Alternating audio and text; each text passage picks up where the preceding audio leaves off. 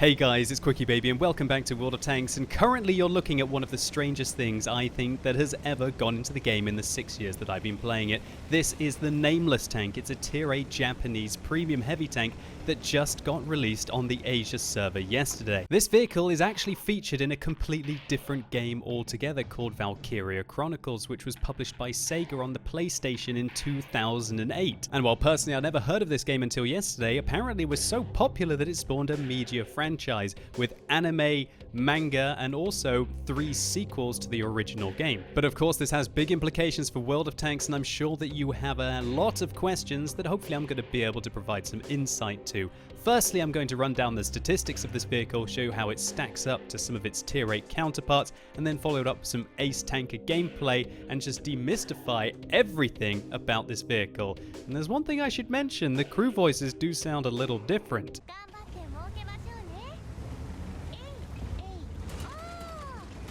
Yeah, this is going to be an interesting video. So firstly, just to show you this isn't a joke, this is the official World of Tanks Asia website, and here you can see the Valkyria Chronicles link where they're selling 2 different tanks. Today I'm going to be focusing on the Nameless Tank, which you can find in the gift shop at a hefty price of 50 United States dollars. And I'd also like to clarify that Wargaming did not give me access to a test account to be able to show you these tanks, and so I personally had to pay the £91.95 to be able to get you this video. I hope it's gonna be worth it. So firstly, let's compare the Nameless to 3 of the other most powerful tier 8 premium heavy tanks in the game. That is the Liberté, the Defender, and the Patriot. And immediately we notice that the Nameless is off to a good start with 2000 DPM. That's way better than the Liberté, the Defender, and it's on par with the Patriot. And also, while its penetration isn't quite as good as these other vehicles, it's still a decent 220. And of course, if you do want to fire APCR rounds with this tank, you have 260mm of penetration, which brings you on par with the other 3 vehicles. Now, one thing that's bizarre about this tank is it uses an 88mm main armament, but that 88mm does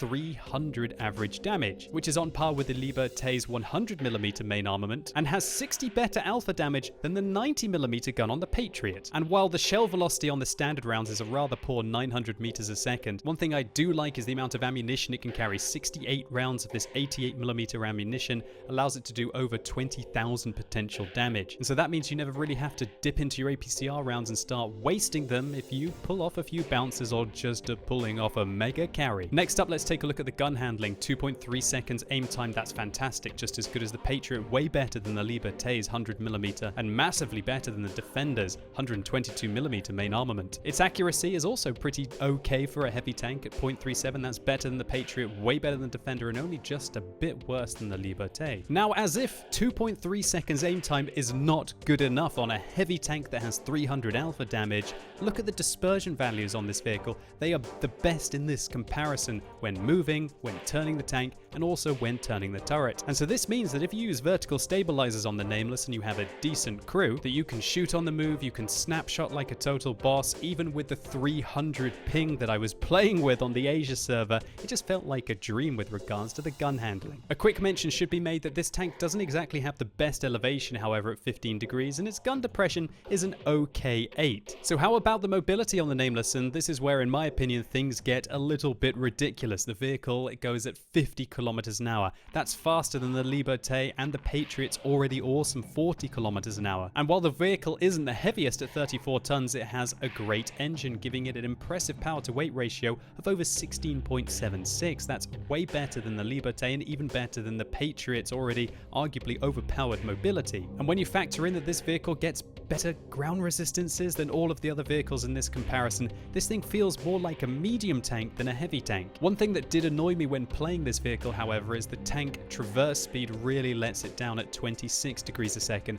so I recommend you do everything that you can to get off-road driving and clutch braking on your driver to be able to enhance this, to try and enable the vehicle to have that kind of medium tank mobility. So you might be thinking, considering this vehicle isn't all that heavy and it has incredible mobility, it's got great gun handling and an awesome 88mm that does 300 alpha damage, that surely this vehicle is going to be let down by its armor. And yeah, no, it's not at all. In fact, this vehicle has 220 millimeters of frontal hull armor and 80 at the side. That makes the side armor of this tank better than the Liberté and better than the Patriot, and only just a little worse than Defender, and it's got the thickest frontal armor in this comparison on the hull. And the turret isn't all that bad either. 240 millimeters at the front and 150 on the side puts it on par with the other tanks in this comparison. And one thing that is absolutely amazing about this tank is that the tracks are 40 millimeters thick, and so if you over angle it and they try and shoot the side of your tank, not only do they have to get through 40 millimeters of armor, but they have to try and get through 80 millimeters behind that. Now, unfortunately, this tank isn't available on Tanks GG. Luckily, however, Tank Inspector does work, so let's take a look to see if this vehicle truly does have 220 millimeters of armor all over the front of the vehicle. Well, immediately we notice that it's only this mid plate here that has 220 millimeters,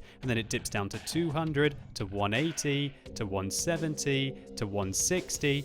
But that's still a very impressive upper plate, even if it isn't very well angled. When it comes to the lower plate, it's still packing 130 millimeters of armor, which means when you angle this tank effectively like this, and the whole of the side is still about 260 millimeters thick, that means your lower plate is still 230 to 250, and your upper plate is, well, 230 to about 280 as well. And so let's have a quick look at the turret as well. 240 all along the cheeks here. The top is an auto ricochet, and it's 60 millimeters, which means that only 181 millimeter caliber guns, of which I think there are only 2 in the game, are going to be able to overmatch the roof of this tank. And the cupola, well, yeah, it's 200 millimeters thick. And so this pretty much means that all tier 6 tanks, even firing premium ammunition, can't go through the front of this tank, and all tier 7 tanks, unless they fire premium, can't go through the front of this tank. And unless you hit completely flush on the cupola, down the sides we can see here it's up to about 260. And this means that to have a 50-50 chance to be going through the front of the Nameless Tank, you're going to need about 240 millimeters of penetration.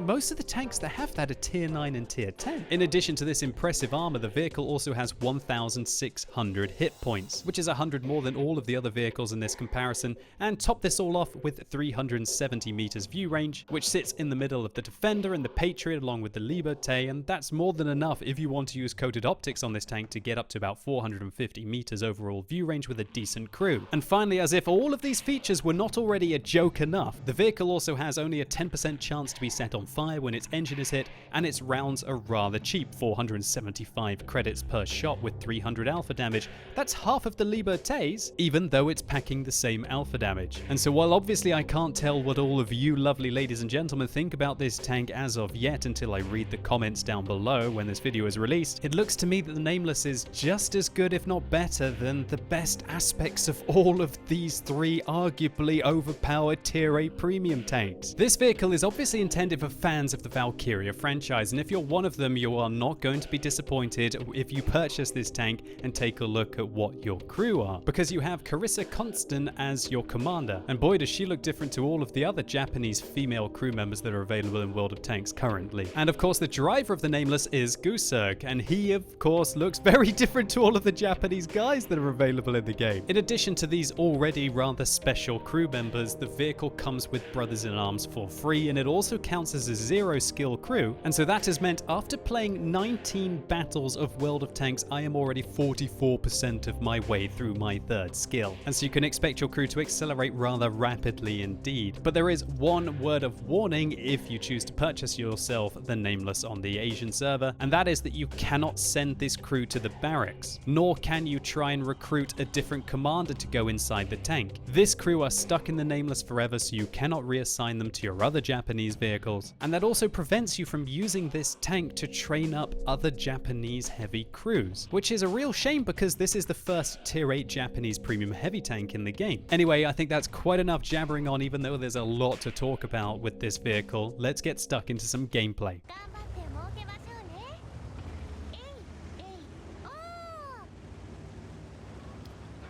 She done? Okay. Can I start my commentary? Hopefully. I'm sure that she's going to be talking over me again. I tell you what, I am just very happy that she is not my waifu, right? If she was my waifu, that high-pitched voice, I cannot bear it. After playing this tank for about 2-3 hours yesterday, by the end of it, I actually pressed my escape key, went to my settings, entered the sound, and I turned my voice notifications off. But I'm sure that considering this is a the whole fresh fun feature for you guys, I'm gonna be leaving it on for you in this video. But trust me, the voice lines, I'm sure they're from the game, possibly from Valkyria Chronicles, or maybe they're not, maybe they've made them up just for tanks. I think it is actually the voice actress, which would be pretty cool. I have no idea though. You'll probably know more about it than I do. And if you're a fan of the franchise, do let me know in the... Let me know in the comments down below. Okay. Sorry. Okay. Dignified. Professional YouTuber. Playing with...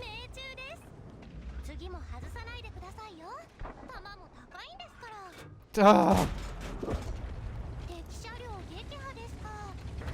I should just... Does she had it? Okay, it's safe to comment.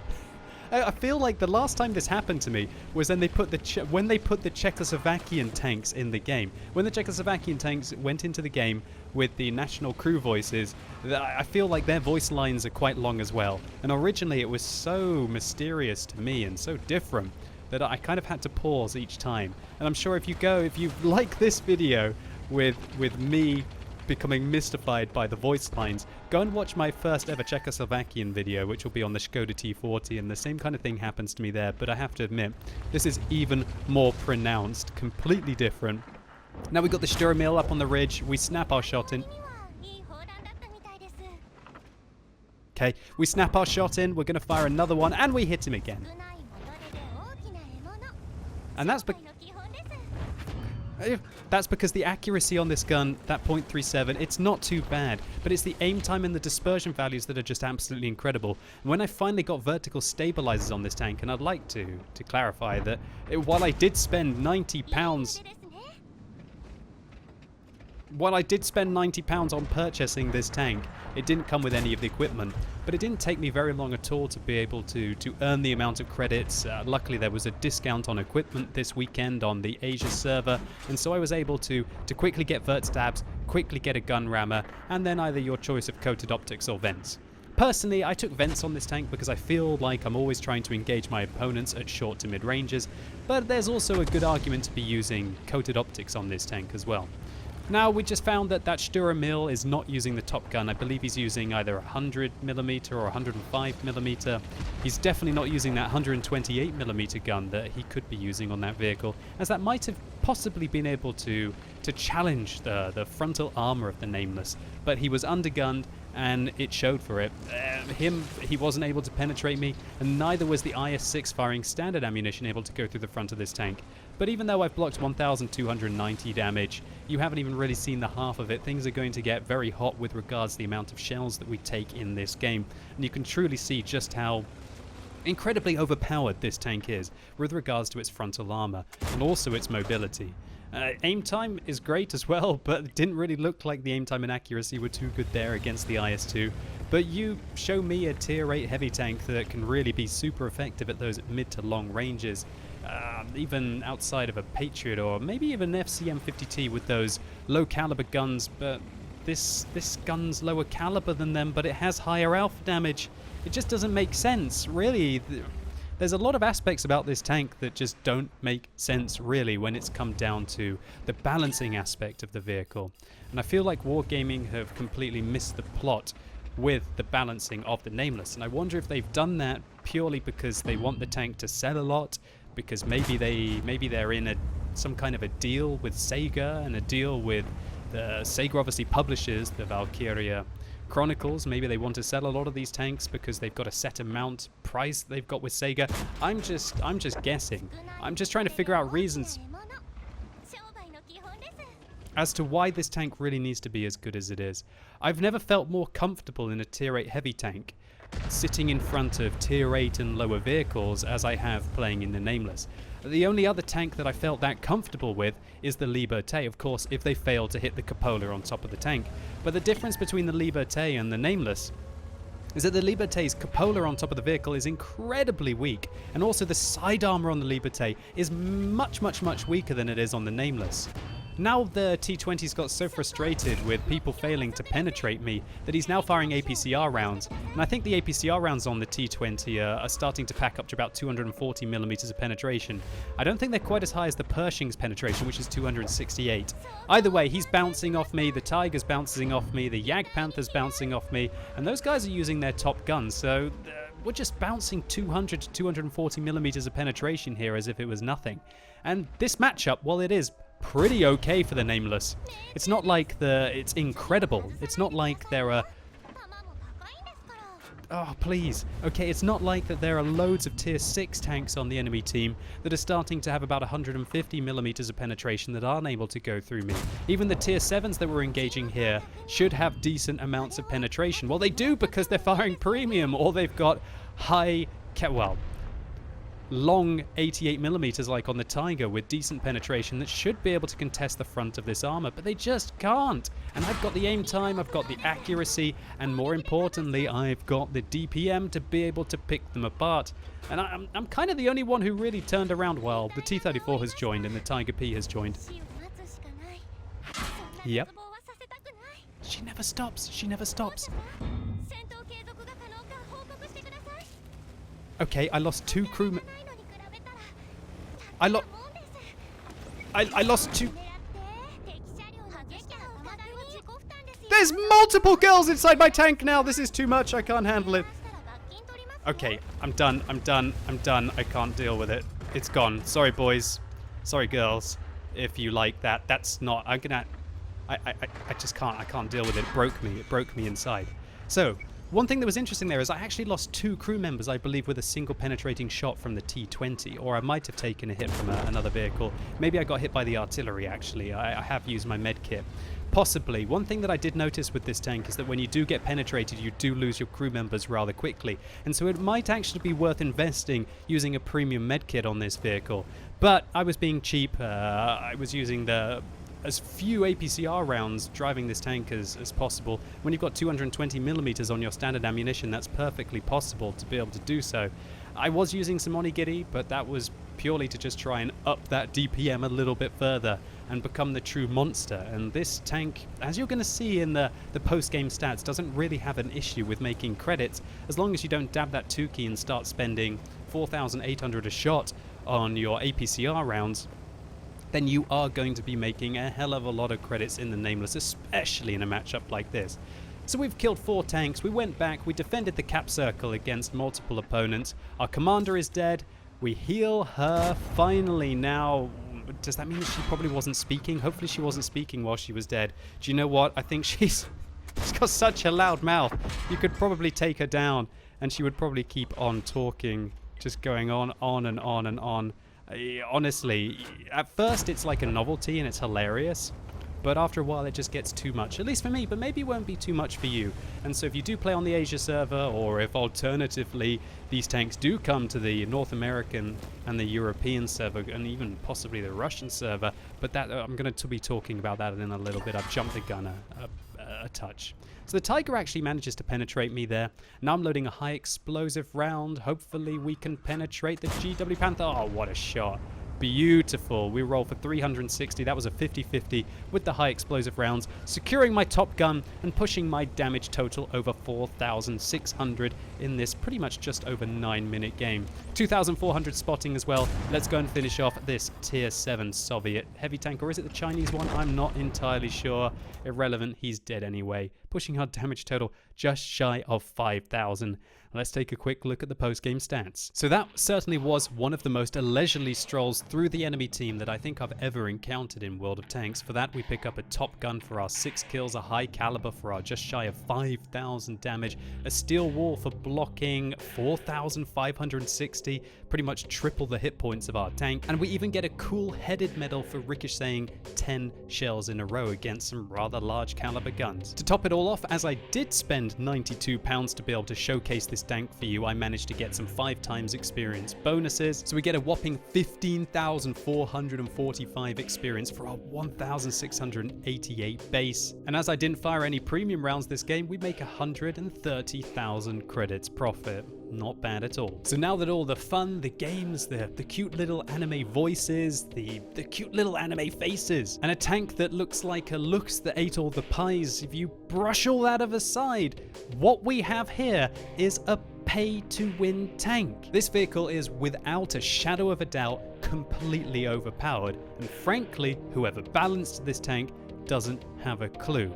This tank is pay to win. And Wargaming can try and hide that fact behind all of the things that I talked about with regards to this tank being a novelty, and so I feel incredibly sorry for everyone out there who plays on the Asia server. Not because you have to see tanks that frankly don't look like they really fit into the aesthetic appeal of World of Tanks, but because if you're in a tier 6, 7, probably tier 8 tank, you might as well just bend over backwards and let them take you for everything you've got. And as somebody with tens if not 100,000 fans who play on the Asia server, it would be wrong of me to stand by and completely ignore how incredibly overpowered this tank and how pay to win it is. And I implore Wargaming to reconsider their decision. You have to adjust the statistics of this tank or pull it from the shop entirely, because the more of these tanks that go into the matchmaker, the worse the game gets. And if you play on the European or the North American server, you should be greatly concerned if Wargaming even hint that they're going to be putting these tanks up for sale. And so that about covers the Nameless and my thoughts on it. I have to say it was my pleasure to play on the Asia server yesterday.